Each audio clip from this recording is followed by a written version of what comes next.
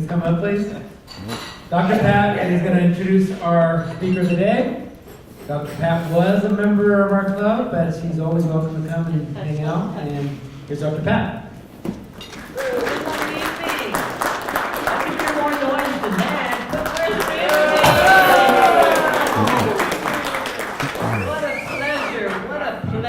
what a pleasure to be here today, a new year.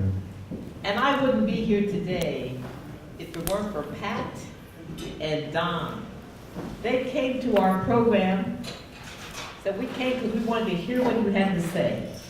And by the time they were going home, they had heard Joshua and said he needs to bring that inspirational message to Kiwanis Club. So I want to thank all of you, though. All have warm feelings for everybody, for my experiences here. And today, we have the opportunity to listen to a 44-year-old gentleman who was born in Zaragoza, Spain, brought up in the United States, western part,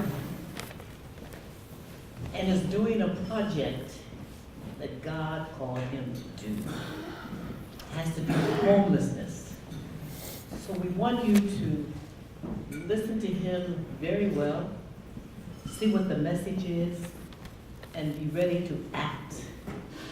Because we all need to take action right now in our lives, in many aspects of our life. So at this time, I'd like to introduce you to R.Joshua Collins. Let's give him a hand. Dr. Pat.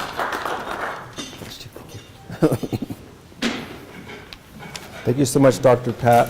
I just want to thank everybody also here, just for being here and just for Dawn and others that were so supportive of me coming to speak today. It's a blessing to see everybody. I've been doing some traveling ministry for quite a few years now. And let's get a show of hands. Has anyone here ever been homeless for a week? Raise your, now you don't have to if you don't feel comfortable. Homeless for a week, okay. Has anyone here been homeless for a year? Anybody? Okay. How about homeless for 5 years? Anybody? How about homeless for 10 years? Okay. I don't think we quite got a 10-year mark, or even a 5-year here. But this is the thing. At least no one raised their hand, but who knows? But this is the thing. I was homeless for 10 years, over 10 years actually, as part of my ministry work. And I wasn't raised as a homeless, and I wasn't really around homeless people. I had never been homeless before, as a young person. Actually, when I was growing up, I had a really good supportive home. My mother and the others on my mother's side were very well educated, and I ended up eventually getting a math degree in teaching, and I graduated magna cum laude from Eastern Washington University, and began eventually to study for my master's in math education as well. And I was a graduate student teaching at the college, and eventually got in contact with God, you could say, or he got in contact with me, but it changed my life pretty radically. And I eventually taught for 1 year at a Christian high school, and then from there, God called me to a deeper walk, just to leave everything and to live with the homeless and to travel and preach. So in about 2002 is when I began my journey from Spokane, Washington. I remember the winter of 2002, and it was pretty chilly. And I remember standing in a doorway of a restaurant, and there was snow blowing. It's pretty cold in Washington right now, you guys know. So I was out there just, okay, Lord, where you want to go? So I started, witnessing and talking to people, and eventually met a man that was living in Spokane at the time, and he had a heart to go out and share the love of God and things also. And so anyways, we decided to go to Seattle together, and I went with him, and he didn't stay too long. He said, I think I want to go back home. I said, okay, well, I'll stay here and just see where the Lord leads me. So I ended up staying in Seattle actually for 3 years, and homeless, out there sharing the Word of God, meeting homeless people. I remember distinctly a homeless man living in a dumpster. I couldn't believe it. I was just walking, and jumping out of a dumpster, this homeless man, and jumped back in. I was like, wow.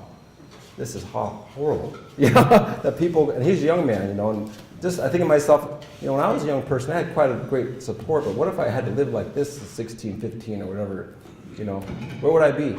You know, would I have gotten that degree, you know? So it really, you know, when you look at someone's background, you know, it really helps you understand sometimes where they're at and why, and sometimes people prejudge, of course, people when they see them where they're at, but I'm always trying to get God's perspective on somebody, you know, where have they been, what do they go through, how do they, you know, end up where they're at before I try to make a judgment. So anyways, I ended up after Seattle, I ended up going to LA and then at Venice Beach as well, and you know, things were pretty smooth there as far as how they treated the homeless. It wasn't so bad, but then I went to Las Vegas and things changed quite a bit. There was a lot of persecution against the homeless in Las Vegas. I actually got arrested quite a bit for doing street preaching out there, as well as just for standing up for the rights of the homeless. An example, the homeless in Las Vegas, if you were sitting on a park bench, let's say you decided to lay back on a park bench, they come and tell you need to sit up. You can't do that. You know, that's how, you know, basically micromanaging the homeless they were. You get a ticket for something like that. So anyways, I just looked at this, I said, wait a minute, this is America, isn't it? Is this Nazi Germany? What's going on here? So I would fight for my rights, and I'd say, no, I'm going to lay back, and I laid back anyways and just let the officer arrest me. I remember this one officer, he would come out, he kind of looked like, remember the Boz, the football player? You guys remember him? From Seattle Seahawks, I think it was, right? Yeah, he kind of looked like him anyway. He arrested me once for that, and then he arrested me again for that, and then the third time, I laid back and he didn't arrest me, you know. You know, it was kind of nice, you know, to see that maybe God was working on us. I don't know, but I went through a lot of situations like that. I did a little peaceful protest at the city hall and spoke at city council meetings. Of course, met the mayor, Goodman, Oscar Goodman, and his wife actually got elected after him. But they didn't necessarily always receive my message too well, and I was pretty frustrated and didn't have a lot of backup, I guess you'd say, a lot of advocates with me. But I did a lot of this by myself. Every once in a while I'd have a couple people with me, but nothing like here in Orange County.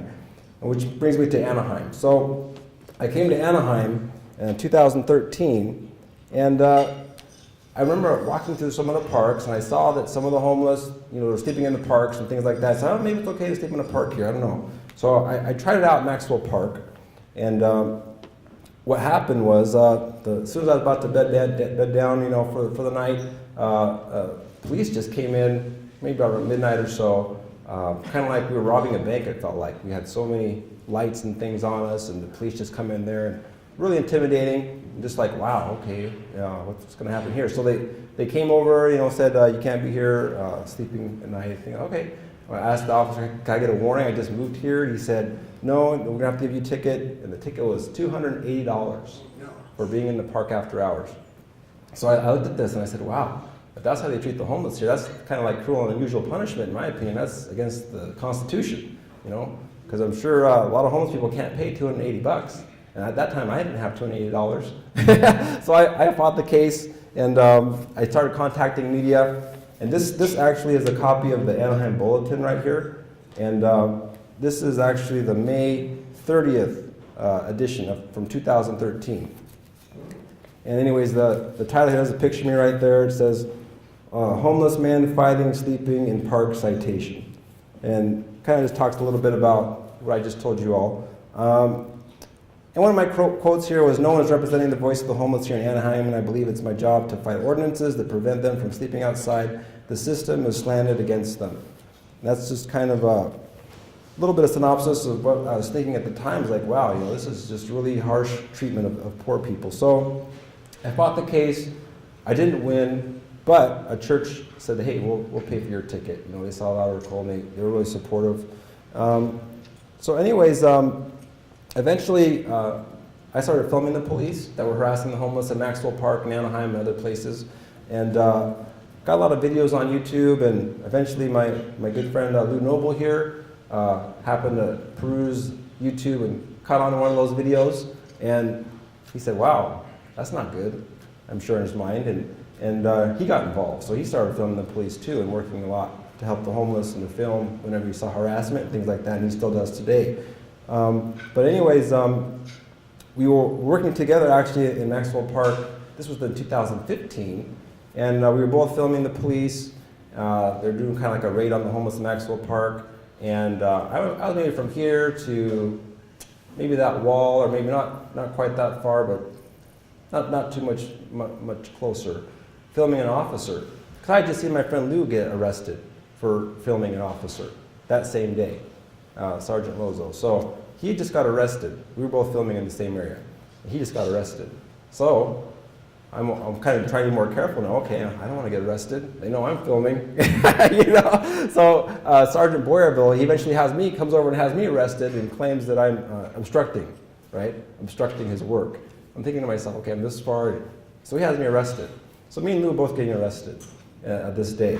Now, thankfully, all the charges were dropped, and that kind of helped to bring a little change and stop with the harassment of the homeless, because, you know, of course, some people wrote about it in papers and things like that. But that's just a little snapshot of kind of some of my previous years, living with the homeless and things like that. And it kind of brings me to the next point I have here. And I've read this before, but the Universal Declaration of Human Rights, some of you, of course, I don't know because we had that meeting actually last week, talks about some of the rights that humans should have as a human person, whatever nation you're in. And it's something that the UN was a part of. A lot of nations signed this document, including the US, but unfortunately it doesn't have a lot of legal teeth here in the States. So I'm going to read a little bit of this, Article 25 here of the Universal Declaration of Human Rights.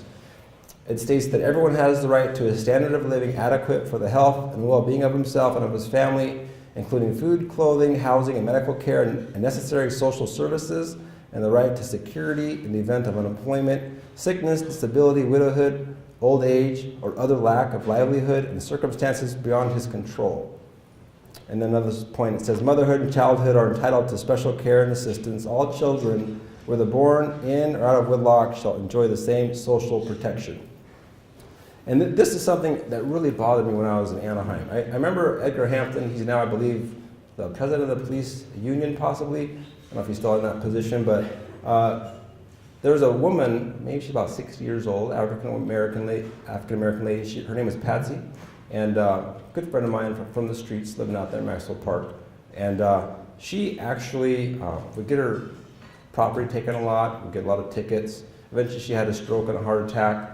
And, you know, so she started getting physically not so well. She had to go to the doctor quite a bit. And she ended up having her property, you know, in the park, right? And she would put a note on it, telling the officers, hey, I'm going to be back. I'm with the doctors. And I happened to be there filming when the police came in and saw the property.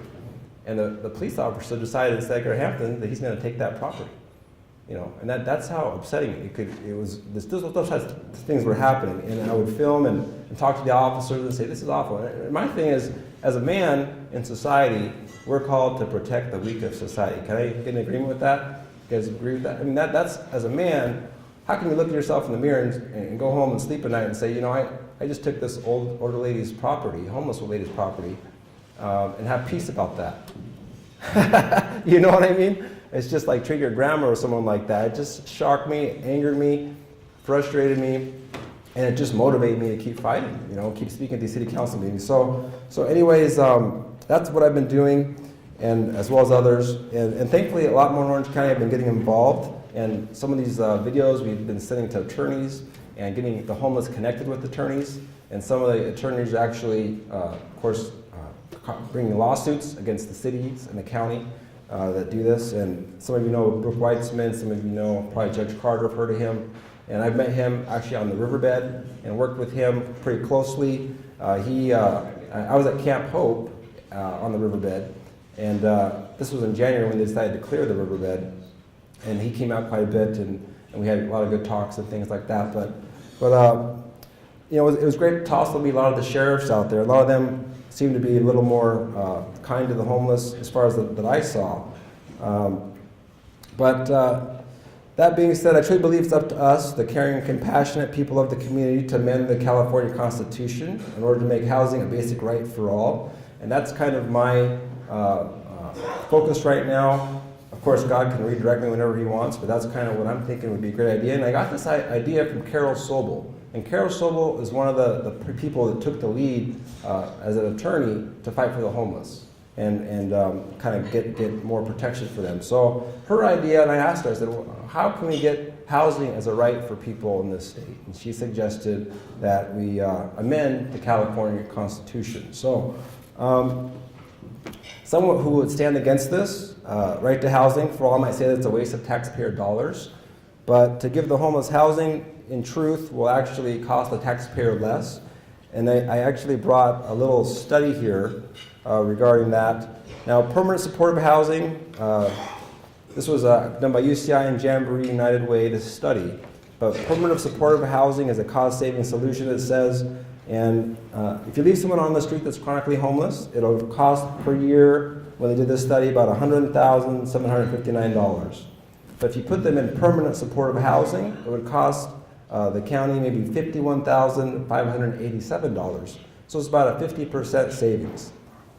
Now, if you look at the chronically homeless, that's the top 10%. It states that the annual cost of all services per person, right, these are the top 10% heaviest service users. In other words, they got a lot of illnesses or whatever it is. It would cost them, or the county, $439,000. $439,787 to keep them on the street. But permanent supportive housing for that same person would be $55,000, or $55,332 to be exact, according to this, which would be an 88% savings per year for that same homeless person. So what I tell the people that are really against housing for all and for housing the homeless in this way is, you're going to pay either way. But you want to pay more or less. You know what I mean? Because they want to say, well, I don't want to give any money to the homeless. These worthless, they're not doing anything. They're just out there, being all negative. But either way, you're going to pay. So part of why I like to see this amendment come to pass is it's going to help the taxpayers. It's going to help the counties and the cities to save money. And we also know from the case of Martin versus the city of Boise that the homeless cannot be arrested for sleeping in public spaces when there is not shelter space available for them. And that was another thing that this lawsuit here in the county, they kind of a lot of times reference that case, Martin versus the city of Boise. So additionally, the cost of housing has become extremely high, and many people working full-time jobs still can't afford a decent place to live here. And I think a lot of people can agree with that and know that already. There's a lot of people that do work, but they're living in their cars, or maybe they're living on the street still because the rent's really, really high. So continuing on, I just wrote for far too long. Many legislators and county and city leaders have refused to take the high moral road to solve the homeless problem prevalent in our cities. Not until various lawsuits were aimed at the city and county leaders did change come. So unfortunately, that's what it took. It wasn't until these lawsuits came and Judge Carter said, you guys need to build shelter, or you're going to have to deal with litigation, and a lot more money's going to come out of your city. So that's what it took. Unfortunately, it wasn't like, and the thing is, others and I, including Lou Noble, were speaking for years at these city council meetings. This harassment's going on. We have video to prove it. We're asking for change, and the change never came.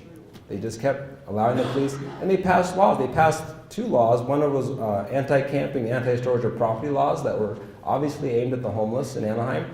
The laws included that you could not in a public space have a tarp or a sleeping bag or luggage, basically anything that a homeless person would have. They made it legal to have it in a public space. And that's including parks, sidewalks, that kind of thing. So that was what the homeless were dealing with and battling. And I, as a homeless person in their shoes, experienced it and dealt with that same harassment and everything. So that's something we're trying to change, is get these repealed. And now at the point of wanting to bring an amendment for the Constitution to make housing right for all is kind of where we're at now. But in the California Constitution, it's also stated in Section 1 that all people are by nature free and independent and have inalienable rights. Among these are enjoying and defending life and liberty, acquiring, possessing, and protecting property, pursuing and obtaining safety, happiness, and privacy. So according to the California State Constitution, we all have the right to defend life and liberty. Yet in the past, when homeless people attempted to shield themselves from the elements in order to protect their own life and health and personal property, They have received threats, tickets, property confiscation, and even arrest by those called to protect and serve all citizens regardless of economic status. And it is truly disgusting and shameful to look back and see how the homeless have been treated in many cities in California, and we this time have the opportunity to bring change that will save and protect many lives. And this is another thought that actually came to me. I'm glad this was on. Let's think about inmates for a second. Okay? So, we know that inmates still have rights, correct? If you committed a crime, even if you committed a felony, let's say you've committed a murder, and you have to do years and years in jail, they can't just leave you on the street, right? Inmates have rights. They have, according to this is civil rights, findlaw.com. It says, even the most chronic or hardened inmates have basic rights that are protected by the U.S. Constitution. If you're facing incarceration, or if you have a family member or friend who is in prison or jail, you should know about inmates' rights. The rights of inmates include the following: the right to humane facilities and conditions, the right to be free from sexual crimes, the right to be free from racial segregation, the right to express condition complaints, the right to assert their rights under the Americans with Disabilities Act, the right to medical care and attention as needed, the right to appropriate mental health care, and the right to be right to a hearing if they are to be moved to a mental health facility. So, pre-trial detainees must be housed in humane facilities. They cannot be punished or treated as guilty while they await trial. So it goes on, it says, inmates also have the right to be free under the 8th Amendment of cruel and unusual punishment. The term noted by the Supreme Court is any punishment that can be considered inhumane treatment or that violates the basic concept of a person's dignity and may be found cruel and unjust. For example, an inmate held in a 150-year-old prison infested with vermin, fire hazards, and a lack of toilets would exemplify a constitutional violation. So we know that a lot of the homeless... Oh, go on. You know, I can't help but think of Eric Rivas, Sergeant Eric Rivas of Santa PD. He said that, Don, the homeless are create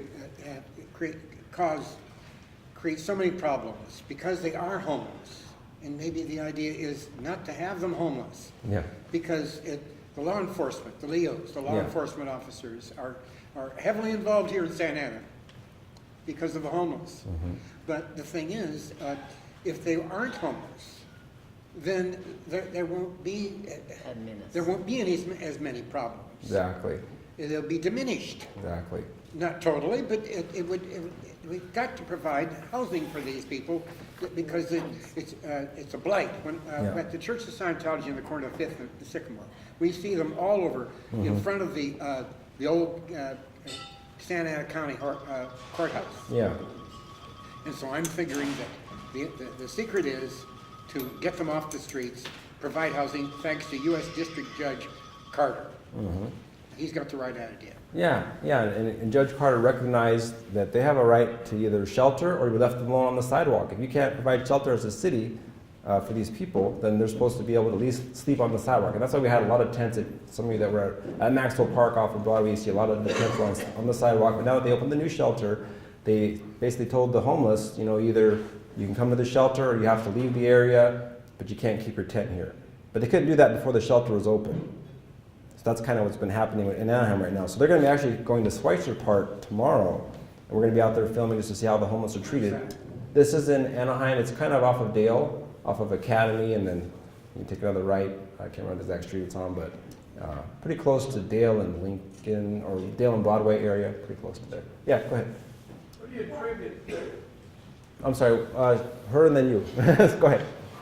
Why don't we have the poor farms where people could live in group living and provide for themselves? Yeah. And teach work ethic and get people where they have good social services? Sure. Or we can go back to even the workhouse where there are certain basic things where they can live and have small jobs, retraining, and all of those things. But I understand from my friends who have assisted here with the shelter that was open that a lot of people that are homeless don't want to go in the shelters because they can't take their drugs, their alcohol, their jobs, their things. So there's a lot of mental health issues that need to be addressed. Absolutely. Yeah, and that's something that every homeless person is different, and absolutely there's some that they don't want to go into a shelter because they want to keep doing their addiction. That's true. But then you have some that are married couples. They don't want to go into a shelter because they'll be separated. And then some are very attached, like you said, to their animals, right? They don't want to. So thankfully, at this new shelter, they're letting them have animals. But yeah, your ideas and other people's ideas, as far as the work farm and all that, are wonderful ideas. And these types of ideas have been presented to City Council, right? We've gone on that for years. You know, even just create a safe park for them to be, where they could camp. You guys can police it, you know. But they just, you know, a lot of times would basically turn a blind eye, ignore us, and just keep on their merry way until the lawsuit came. Now they're forced to build shelter. And we know ultimately, though, permanent supportive housing is the answer. People want security and they want privacy.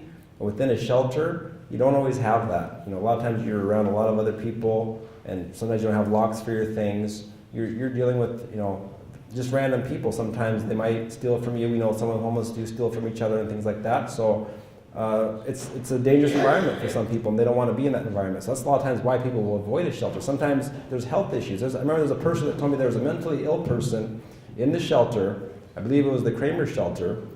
And I have actually a video on my YouTube channel. You can check out R.Joshua Collins. That's my YouTube channel. But the video, he's just saying, and I got 2 reports on the same thing, that there was a person that basically defecated in their own pants, probably a mentally ill person, it sounds like. And then they were walking around tracking the defecation throughout the facility at night. People couldn't